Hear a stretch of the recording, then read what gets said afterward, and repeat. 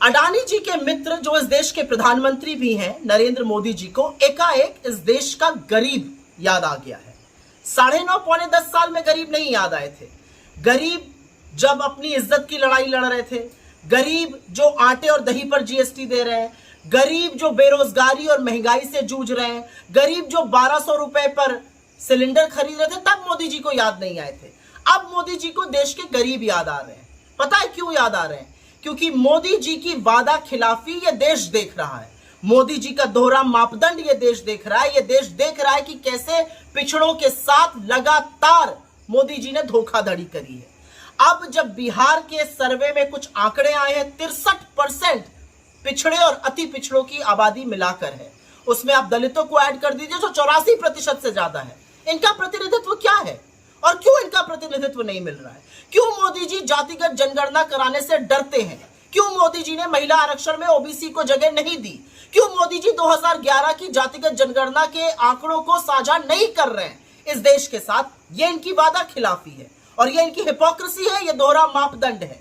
लेकिन असलियत ये है कि मोदी जी ने इस देश को एक वादा किया था, लेकिन इनकी नाक के नीचे इस देश में आर्थिक असमानता बढ़ी है, इस देश में बेरोजगारी बढ़ी है, इस देश में महंगाई बढ़ी है और इस सबका सबसे बड़ा कुप्रभाव देश के गरीबों पर पड़ता है। बट इधर उधर की बात करके मोदी जी आप जातिगत जनगणना से नहीं बचिएगा, आप पिछड़ों के प्रतिनिधित्व से नहीं बचिएगा।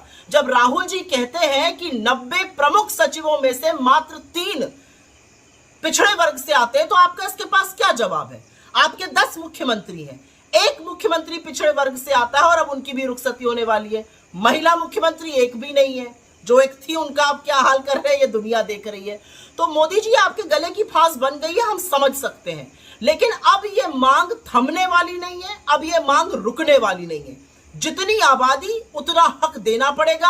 अब ये जो आप जलेबी बनाते रहे जातिगत जनगणना पर, जो आप जलेबी बनाते रहे प्रतिनिधित्व पर, अब उस पर भी आपको साफ तौर से आपका क्या मत है वो देश के साथ साझा करना पड़ेगा, क्योंकि अब पूरी तरह से हम प्रतिबद्ध हैं। अगर आपसे नहीं हो रहा तो 2024 में आके हम जरूर जातिगत जनगणना कराएंगे, लेकिन उसके पहले आपके पास मौका है वो जनगणना कराने का, 2011 की जनगणना के आंकड़े साझा करने का। क्योंकि जो काम आप कर रहे हैं ना, रेड कराकर विषयांतर करने का, वो शिगूफा है और दुनिया समझती है। आप कुछ पत्रकारों पर रेड करा दीजिएगा, वो फिर से आपसे कल से 40 सवाल पूछेंगे जिनका आपके पास एक भी जवाब नहीं होगा।